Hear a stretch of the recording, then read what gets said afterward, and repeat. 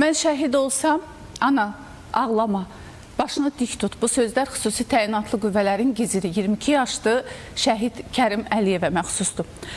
100-dən çox erməni hərbiçini öldürən qəhrəman şəhidimiz son anda düşmənə əsir düşməsin deyə əlindəki qumbaranı partlatmaqla 10 erməni hərbiçini məhv edir.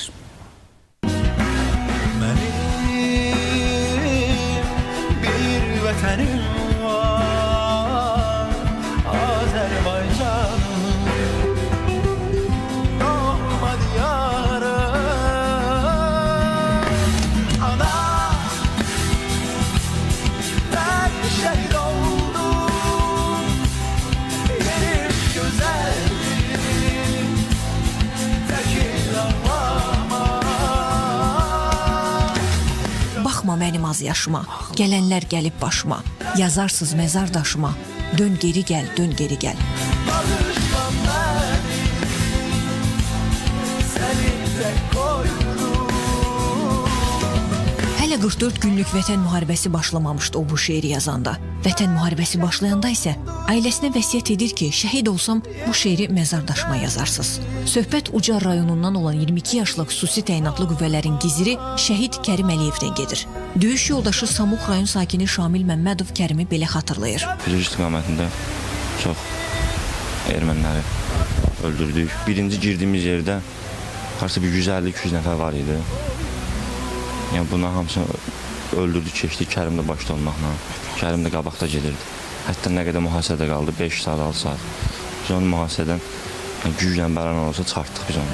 Kərim Əliyev döyüşlərdə 100-dən çox erməni hərbçisini öldürür. Özü isə Qubadlı rayonu istiqamətində gedən döyüşlərin birində şəhid olur. Qubadlı istiqamətində girdik, Qubadlı istiqamətində birinci. Mən yaralandım.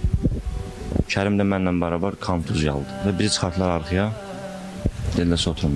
Aradan 15-20 dəqiqə çəkmiş, Kərim dedi ki, mən gedirəm. Mən qala bilmərəm burada. Onlar orada döyüşəcək, mən burada oturacam. Nə olub ki, mənə? Sumkanı aldım, mən də ayağım yaralı, dura bilmədim. Əliyev Kərimdə yaralı ola neçə dənə erməni tək başına qalıb orada, tək başına. Neçə dənə erməni öldürdü. Axırda gördük ki, əlac yoxdur da, əsir düşməkdən səhətən.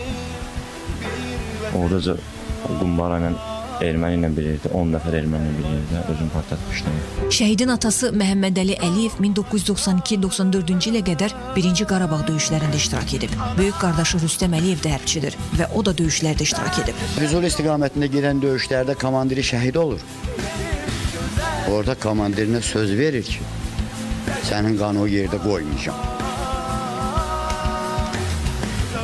Həmən saatdən etibarən öz komandirinin qanın ermənilərdən almaqdan ötürü demək olar ki, döyüşlərin 80%-i komandirinin qanı yerdə qalmasın deyə güclü döyüşmüşdü. Video çıxmışdı, belə ermənilər qaçırdılar pick-updan maşınla. Deyirdi, onları biz qovuruq, bax gör, nətər qovuruq deyir, onları deyir. Qardaşımla da fəxr edirəm ki, və qürüsü duyuram ki, vətən uğruna şəhid oldu. Hər döyüşdən də çıxanda mən bizimlə danışanda deyirdim ona, mən şəhid olsam, mənim üçün ağlama. Həmişə başını uca tut ki, mən səni yüksəklərdə yaşadacam. Başını uca tut şəhid anası. Oğlun qəhrəmanlığı ilə səni daha yüksəklərə qaldırdı. Bir gün ölmək üçün hər gün yaşayırsan. Bir gündə elə öl ki, hər gün yaşayasan. Bu misralar da şəhidimizin məzar daşına həkk olunub. Kərim, sənin qorxmazlığından, qəhrəmanlığından hər gün danışılacaq. Yaxınların, qohumların, dünyaya gələcək övladlarının sənin kimi qəhrəman olması üçün elə Kərim adını qoyacaq. Kərəm Ələsgərov, Samir Cəbiyev, Pərvin Əsgərli, ATV Xəbər. Vətən sağ olsun.